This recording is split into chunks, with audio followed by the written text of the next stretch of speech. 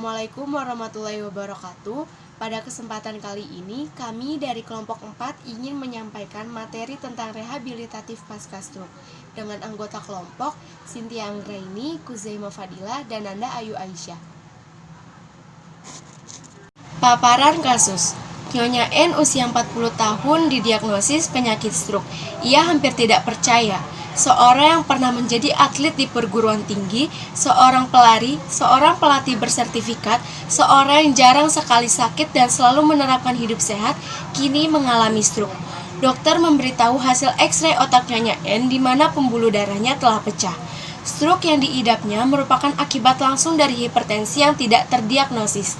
Kerusakan yang diidap Nyonya N di otak menyebabkan kelemahan di bagian kiri tubuhnya, terutama lengan dan kaki. Ia menjalani 4 minggu terapi fisik dan 1 bulan terapi rawat jalan. Ia juga melakukan terapi bicara selama 1 bulan. Tujuan pembahasan materi ini yaitu untuk mengetahui pengertian rehabilitasi, untuk mengetahui pengertian stroke dan pasca stroke, untuk mengetahui etiologi stroke, untuk mengetahui manifestasi stroke, untuk mengetahui pengertian rehabilitasi pasca stroke, dan untuk mengetahui tujuan rehabilitasi pasca stroke.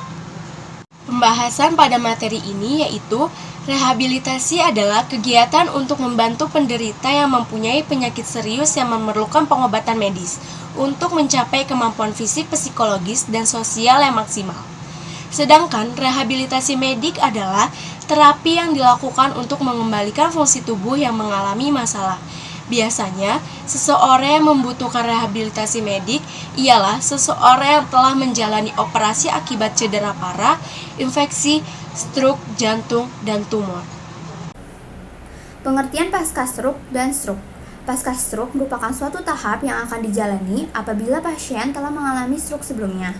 Stroke sendiri merupakan kondisi yang terjadi ketika pasokan darah ke otak terganggu atau berkurang akibat penyumbatan atau yang disebut dengan stroke iskemik atau pecahnya pembuluh darah yang disebut dengan stroke hemoragik. Etiologi stroke. Berdasarkan penyebabnya, ada 2 jenis stroke, yaitu stroke iskemik dan stroke hemoragik. Stroke iskemik terjadi ketika pembuluh darah arteri yang membawa darah dan oksigen ke otak mengalami penyempitan, sehingga menyebabkan aliran darah ke otak sangat berkurang. Sedangkan stroke hemoragik terjadi ketika pembuluh darah di otak pecah dan menyebabkan perdarahan. Pendarahan di otak dapat dipicu oleh beberapa kondisi yang memengaruhi pembuluh darah. Kondisi tersebut meliputi hipertensi yang tidak terkendali, melemahnya dinding pembuluh darah, dan pengobatan dengan pengencer darah. Manifestasi klinis atau gejala pasca stroke. Pada otot akan terjadi kelumpuhan dengan otot yang lemah, kesulitan berjalan, ketidakstabilan, otot kaku, dan kelumpuhan pada satu sisi tubuh. Secara visual akan kehilangan kemampuan melihat secara tiba-tiba, penglihatan kabur atau penglihatan menampilkan visual ganda pada seluruh tubuh seperti kelelahan, kepala terasa ringan atau vertigo, lemas, dan mati rasa. Pada penginderaan, kesemutan atau sensasi sentuhan berkurang, kehilangan kemampuan berbicara atau kesulitan berbicara. Pengertian rehabilitasi pasca stroke. Rehabilitasi pasca stroke adalah bagian penting dari pemulihan setelah penyakit stroke yang menyerang pasien. Terapi ini akan dilakukan oleh dokter spesialis rehabilitasi medik. Tujuannya untuk memperbaiki atau mengembalikan kemampuan bahasa, kognitif, motorik, dan sensorik pasien. Dan ini pasien dapat melakukan aktivitasnya semandiri mungkin. Lalu program rehabilitatif pasca stroke. Yang pertama, meningkatkan keterampilan bicara. Karena stroke dapat menyebabkan gangguan bahasa yang dikenal dengan afasia. Afasia terjadi karena otot-otot yang mengatur kemampuan bicara yang mengalami kerusakan. Program ini akan membantu pasien untuk berbicara secara koheren dan jelas melalui terapi bicara dan bahasa. Lalu yang kedua, meningkatkan keterampilan kognitif. Stroke dapat merusak kemampuan berpikir dan menalar, sehingga menyebabkan gangguan daya ingat. Karena itu, keterampilan kognitif perlu dipulihkan demi alasan keselamatan. Lalu yang ketiga, meningkatkan keterampilan motorik. Stroke bisa membuat otot-otot pada satu sisi tubuh lemah dan mengganggu fungsi gerak sendi. Program ini akan membantu pasien untuk menyeimbangkan dan memperkuat otot, contohnya seperti peregangan, lalu latihan jalan dengan menggunakan alat bantu jalan. Lalu yang keempat, meningkatkan keterampilan sensorik. Stroke dapat mengganggu kemampuan tubuh untuk merasakan rangsangan, seperti panas, dingin, atau tekanan.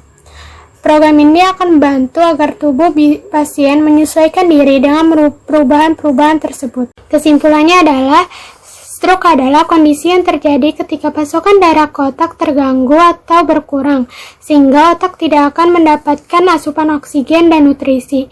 Kondisi ini menyebabkan bagian tubuh yang dikendalikan oleh otak akan rusak dan tidak dapat berfungsi dengan baik. Maka dari itu, pasien pasca stroke membutuhkan rehabilitatif yang disebut rehabilitatif medik. Rehabilitatif medik adalah terapi yang digunakan untuk membalikan atau memperbaiki kemampuan fungsi tubuh seperti kemampuan bahasa, kognitif, motorik, dan sensorik pada pasien pasca stroke agar pasien dapat melakukan aktivitasnya secara mandiri. Gagasan peningkatan kualitas perawatan. Yang pertama, memberitahu tentang gerakan range of motion kepada penderita pasca stroke.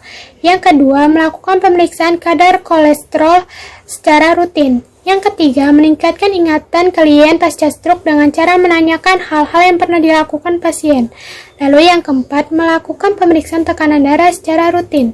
Yang kelima, melatih kemampuan bicara kepada penderita pasca stroke.